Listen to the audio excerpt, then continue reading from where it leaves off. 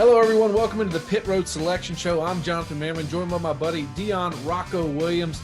Now, Rocko, I know you've got a lot of experience in NASCAR on pit road. Is there any place tougher than Darlington Raceway? Well, they don't call it too tough to tame for a reason. A Lady Black is very tough and very unique. This is one of the oldest tracks that we go to. Insiders want to win this race. Not to mention, it's not only unique in its shape, it's unique in its pit road. There are two distinct pit roads for the simple fact that the back half of pit road, those last 6 pit boxes, are alone on an island. They will not see any other competitors for the rest of the race if they're positioned in those boxes, because once you get around that curve, the second pit road appears. So there will be 2 number 1 boxes and 2 end of pit road boxes, which are the favorite boxes. And I'm curious to see who takes those. Not to mention, this is a great race to win. Winning back here in 2009 brings back a lot of memories for Mark Martin. 50 years old when he won at the time.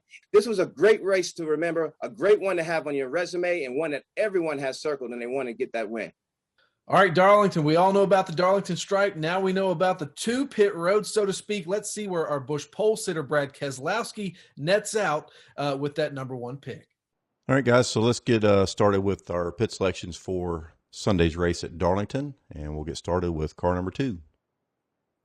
Stall 1, please, Kip. All right, 2 takes 1.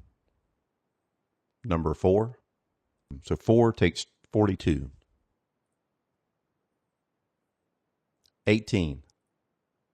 Pit stall 8. 18 is an 8. 19. 35, please. 19 is in 35. 24. Do 22, Kip. All right. 24 is in 22. Number 9. 7, please. 9 takes 7. 11. 11 will do 16.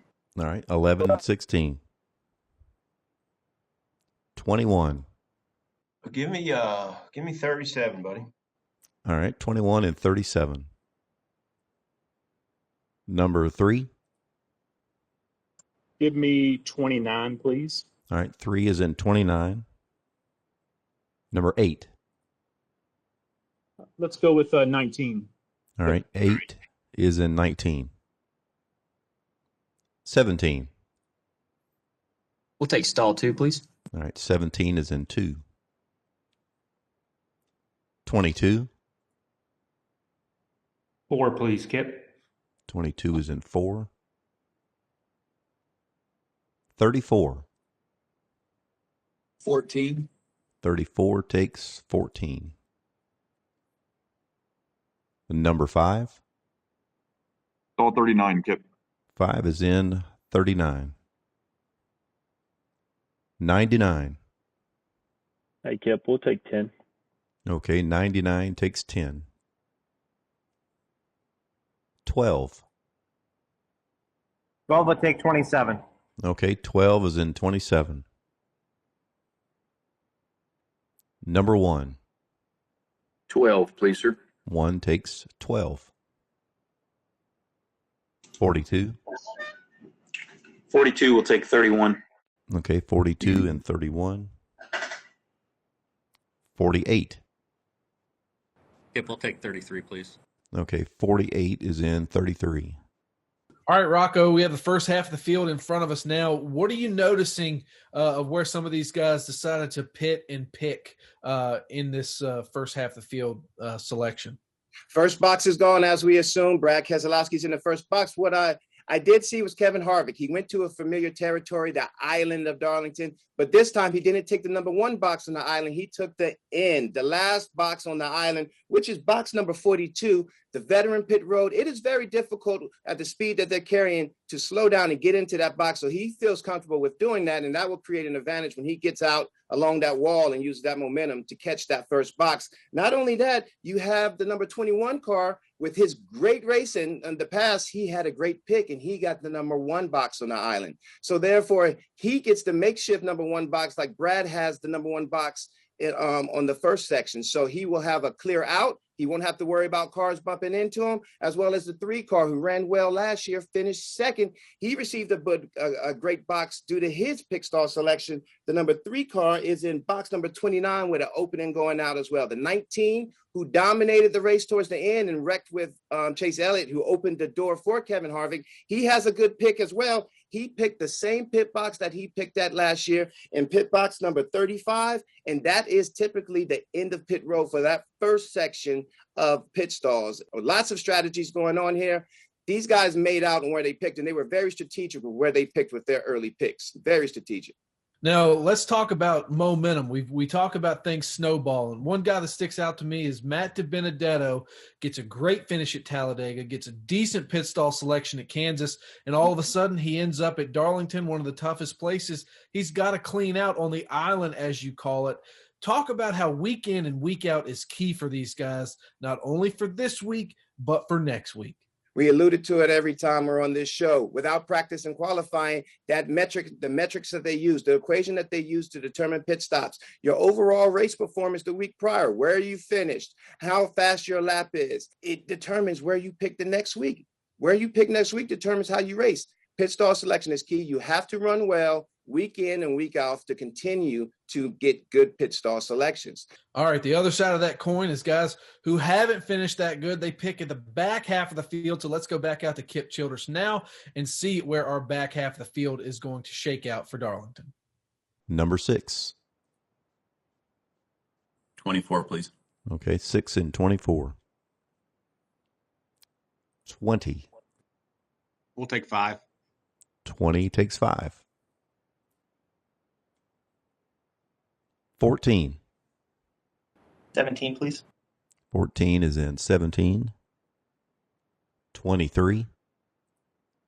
I'll take 40, Kip. Okay, 23 is in 40. 41. 25, please.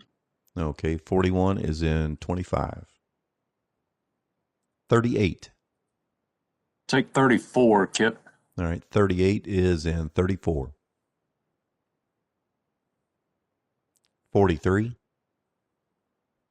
Take 13, please. 40. Okay, 43 is in 13. Number 10. Go 9, Kip. Okay, number 10 takes 9. 47. We'll take 23, Kip. All right, 47 is in 23. 37. 41. 37 takes 41. Number 7. I'll take 6. Okay, 7 is in 6. 77. Take 38.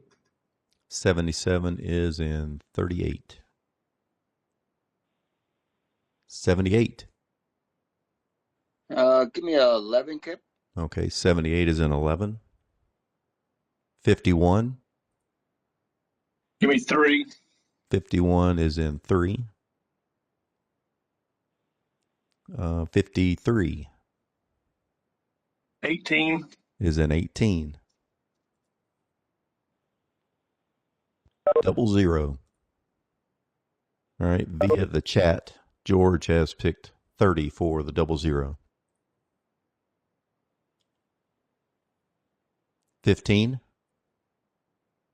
26. is in 26. And that'll put the 52 in 32. All right, now that this is kind of shaking out a little bit, we talked about the 21 on the upside of riding momentum, somebody who lost momentum. You know, Ricky Stenhouse Jr., solid finish at Talladega, great pit stall selection at Kansas, gets collected late in a wreck at Kansas. And man, oh man, he's not in a good spot. He's between the 6 and the 24. Rocco, how big of a headache is it going to be for that 47 car all day at Darlington? It depends on where they're racing. If they're having to come around that 6 and they're behind that 24, it is a long, hot day at Darlington to be sandwiched in between 2 cars you're running around. I also want to pay attention to the number 10 car. They have not had very good weeks week after week. They do not pick very high. They are relegated to pick from the scraps or whatever is remaining, and look what their position. We know the 18 has momentum from winning last week. We know he's going to run well. They have an opening in front of him. At the same time, they are going to have to manage that 99, being that they usually run around them pretty much all race, as well as the 20 car picked late as well, but they decided to bypass the island and towards the end of pit road, and they inserted themselves towards the front of pit road. The 20 car is located in pit stall 5. They will be in between the 7 and the 22. So hopefully the 22 will be in front of them, where they don't have to come around the 22, or the 22 is coming around them and they have to pit short. So they'll have a lot to pay attention to. All right, winners and losers this week. I'm going to put you on the spot. Who's your winner? Who's your loser? I'll let you go first this week because I went first last week. My winners on pit road this week would have to be MTJ, Martin Truex Jr. Before that late race wreck with Chase Elliott, he was poised in position and dominating this race. Not only that, he had phenomenal pit stops. His crew and Joe Gibbs' crews all together are performing at another level speed-wise. So having the same box that you're familiar with and you're comfortable with as a veteran is very key, especially when you've had so much success there prior. My losers on pit road would have to be the number 37. With the 29th pick, they selected the island. They will be coming around Kevin Harvick in that last pit stop on the island all day long and possibly be sandwiched in between the 23. That makes for a long day, even though you can focus on your own race out there and not get caught up in the melee initially. You know, you might have a lot to deal with. So he is my loser of those picks on pit road. All right, my winner, I'm going to go with the 21, a couple good finishes, really good pit selection. Matt DiBenedetto is really showing us what this show is all about, giving you some insight on how important the pit selection is. My loser on the other side of the coin, we talked about him earlier, the 47. I think he's going to have a long day on pit road. So with all that said, Rocco, what are your final thoughts? Going to be a hot one down there in Darlington this weekend. Around 84 degrees. A lot of pit stops. Like I said, I alluded 2009. We did 17 pit stops. And we had 17 cautions. I don't see that many cautions. You're going to see a lot of strategy. Do you split stage 3 up? Do you focus on tires? Do you focus on fuel mileage? I'm not sure. I'm excited to see which style these teams pick and which ones will perform to win this prestigious moment. Not only is it exciting to win this race, it's Mother's Day. So to all those mothers out there, mom down there in Stone Mountain, Georgia, I love you. And these crew members are going to try to win one and have a great performance for their mothers on Mother's Day as well.